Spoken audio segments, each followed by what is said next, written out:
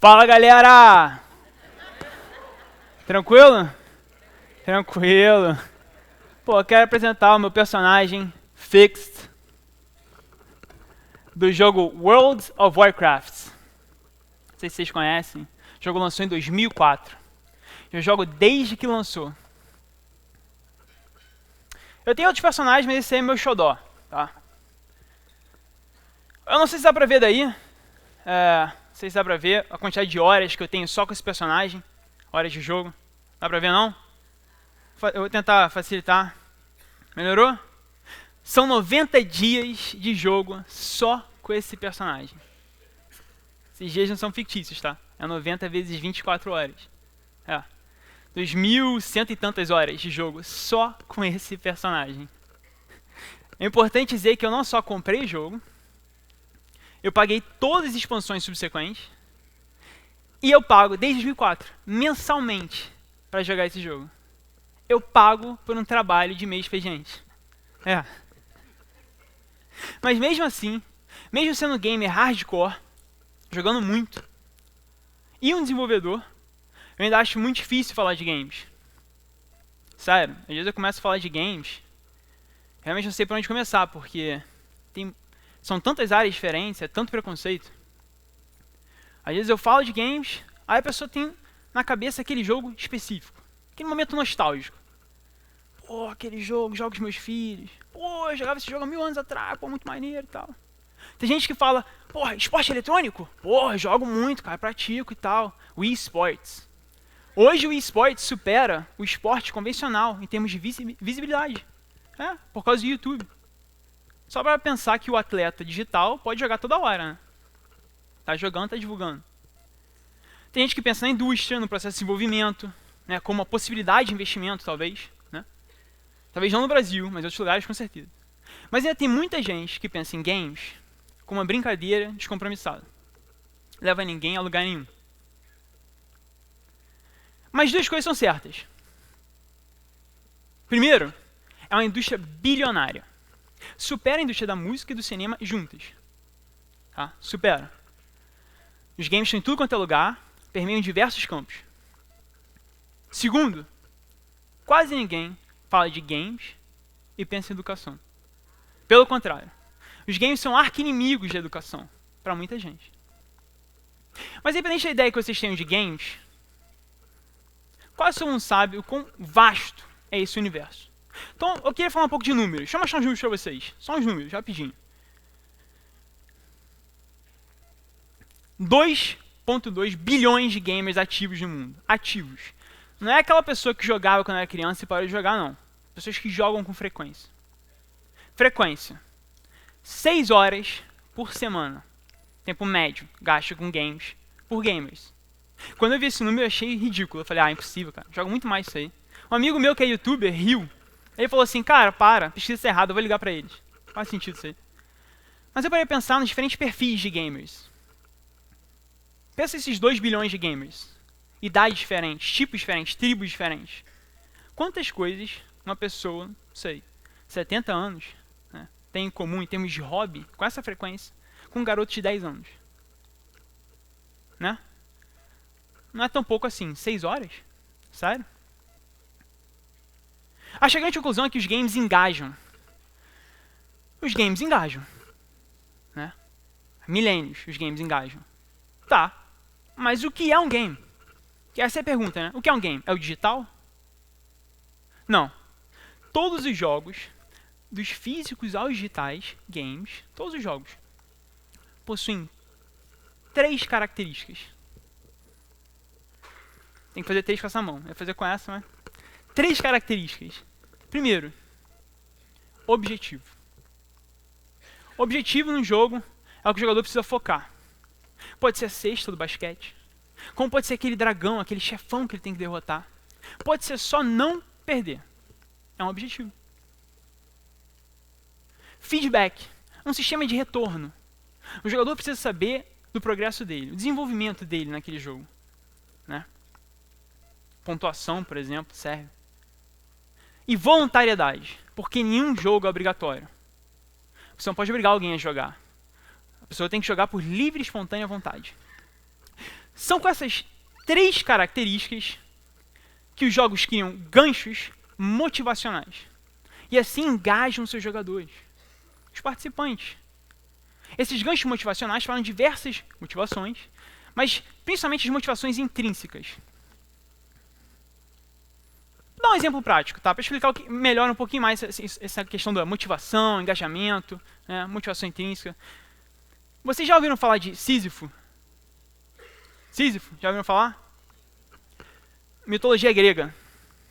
Sísifo foi condenado a empurrar uma rocha para cima da montanha, de novo, de novo e de novo.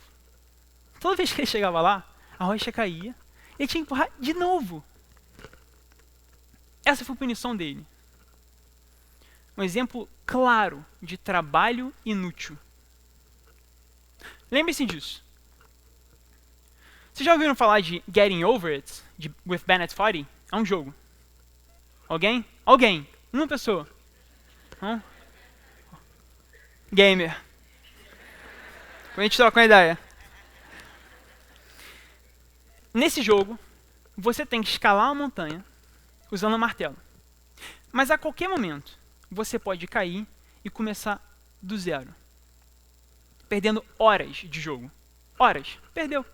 Zero. Qualquer momento. Acabou. Errou. É isso. Frustrante, né?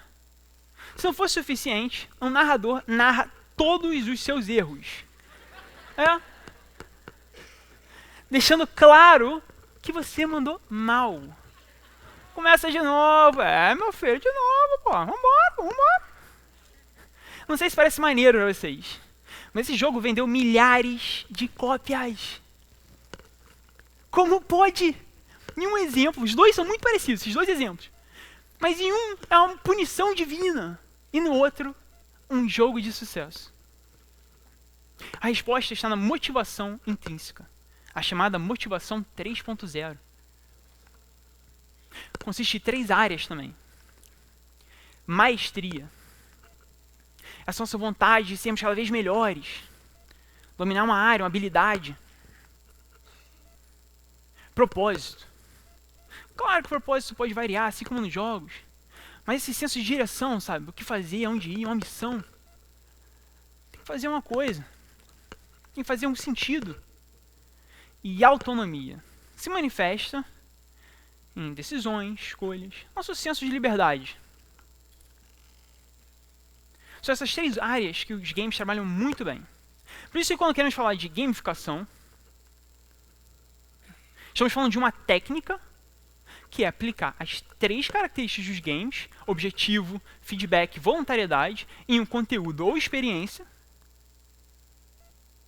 para assim criar os ganchos motivacionais nessas 3 áreas. Há outras áreas, tá? Eu não quero reduzir os games a isso. Mecânicas que geram ganchos motivacionais. Mas a ideia é essa. É assim que eles engajam. E a gamificação, que é uma técnica, não se trata de um app ou tecnologia, é uma técnica, pode ser analógica. Trabalha isso na vida real. Tá, mas Vitor, o que isso tem a ver com educação, cara? Você não falou como isso ajuda a educação, mano. Vim pro TED certo? Calma lá. Essa foto, isso é 1900, tá? 1900. Parece familiar? Parece com algo de hoje, assim? Isso aí. 1900. Sala de aula. Há pelo menos 200 anos, ou seja, antes dessa foto, bem antes, que o nosso atual sistema de ensino é o mesmo. Tá? Trabalha um tipo de inteligência e visa instaurar qualidades desejadas por um sistema de produção já em declínio. Eu estou falando de quê? Disciplina, resiliência, respeito à autoridade, foco no fim. Os alunos chegam na sala de aula, sentam enfileirados, olham para frente. Né? O professor supostamente é a única fonte de informação, pleno século XXI isso, tá? Mas é a única fonte de informação, tem que vir dali. Eles têm que decorar, aguentar aquelas horas, né? Dias viram meses. para passar uma prova, e finalmente essa prova, que não prova nada, né, que avalia de forma binária, simplista, reducionista, porque o aluno naquela matéria que vale aquilo ali, ó. É isso aí, você aqui foi isso aqui. Esses meses todos aqui, você é isso, ó. E depois, se eles mandarem bem nessa avaliação, se eles mandarem bem, são hierarquizados. Porque agora, você é ou melhor ou pior que o teu amigo. É isso aqui. Competição negativa. É esse cenário que é o extremo oposto dos games. O extremo oposto. Vocês já perceberam que nos games, nós passamos a maior parte do tempo perdendo? A maior parte do tempo perdendo. Você só perde. Você só perde. Pra dizer a verdade, você não só perde, como você pega um jogo, você tem que encarar aquela curva de aprendizado. Ou seja, pegou um jogo novo, tem que aprender. Eu aprendo pra perder. Mas é isso, né? Porque se você não aprende, aquilo ali é nada. É um monte de peça, quer dizer nada. Não sei. Então é isso aí. Deve ser arte. Tô brincando. Mas, quando a gente finalmente consegue superar o desafio, parece que tudo valeu a pena. Cara, mandei muito. Dá saudade ainda. O processo vale a pena. O processo vale a pena. Porque nos games, você tem esse constante atrito entre o que sabemos e o que sabemos que precisamos saber para progredir. Novamente, nada a ver com o sistema de ensino. O aluno às vezes não sabe que ele, muitas vezes ele não sabe o que ele vai aprender, ou o que ele precisa aprender. Ele não sabe nem o que ele sabe. E muito menos quantificar se aquilo ali é bom ou não, né? O cara faz 4 anos de faculdade e fala, e aí? Maneiro, sei muito agora. Agora eu vou usar isso, vou progredir. Pô, isso aqui eu vou pegar, eu vou progredir assim, ó. Não. Mas nos games, você tem essa noção. Essa informação serve para isso. Nesse sentido, os games podem fazer muito pelo ensino. Muito. Não é só promovendo um engajamento maior com o aprendizado, com a vontade de aprender, mas é uma imersão naquele processo. Cara, eu faço parte disso. É um pertencimento. Eu não sei se vocês sabem, Wikipedia geral conhece. Geral conhece Wikipedia? Já ouviu falar que o Wiki tem várias páginas. Tem Wiki disso, daquilo, aquilo outro, de filme, né? A maior Wiki do mundo, se eu não me engano, até hoje, é do jogo que eu falei. World of Warcraft. A maior Wiki do mundo. Ninguém ganha nada para escrever isso. Mas o pessoal quer compartilhar isso. O que eles sabem. E o pessoal pesquisa. Eu sei porque eu pesquiso toda hora. Até hoje eu estou pesquisando. Quero aprender. Essa paixão, essa vontade de aprender, esse processo que os games podem fazer. Um cenário, uma possibilidade, é a gamificação da experiência sala de aula com as competências socioemocionais. Sabe aquelas? Curiosidade, liderança, colaboração, autocontrole. Aquelas que a gente costuma assumir que os alunos vão aprender automaticamente, né? Bota na escola, vai aprender, pô, vai desenvolver isso aí. Acho que não, né? Foi justamente isso que fizemos na escola estadual Chico Anísio. Pegamos o conteúdo de história do 3º ano e unimos com as competências socioemocionais. Os alunos viraram agentes de próprio aprendizado. Aquele cartaz, o pessoal está ali no fundo, aquilo é o jogo, tá? Uma gamificação analógica. Aquele é o jogo. Aquilo é algumas coisas que a professora passa. Mas é isso. Estão pensando, é uma decisão, aquilo aí. Primeira aula, essa aí. Tinha que escolher um chefão para derrotar. Eles são agentes de próprio aprendizado. E a aula expositiva é reduzida. A professora passa a guiar por pistas e não migalhas. O aluno tem que buscar e expor o conhecimento com o próprio ferramental. Quer responder com teatrinho? Com fantoche? Com música? Quer criar música? Do jeito que você quiser. Por favor, trabalhe outros tipos de inteligência. Responda como você quiser. Manifeste a sua existência, porque o jogo possibilita. Assim como essa gamificação, há inúmeras outras gamificações analógicas na rede pública de ensino. Vale muito a pena ver. Sério, recomendo.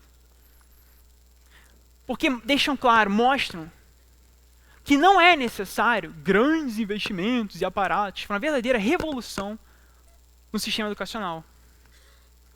Promovendo engajamento, imersão. Não.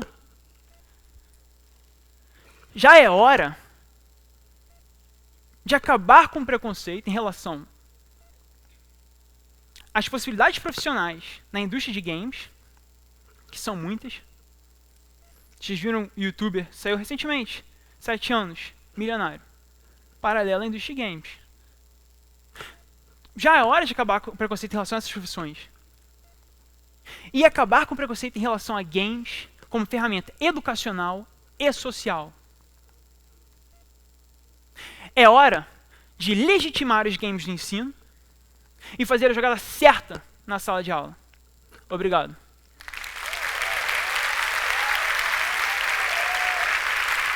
Valeu. Obrigado.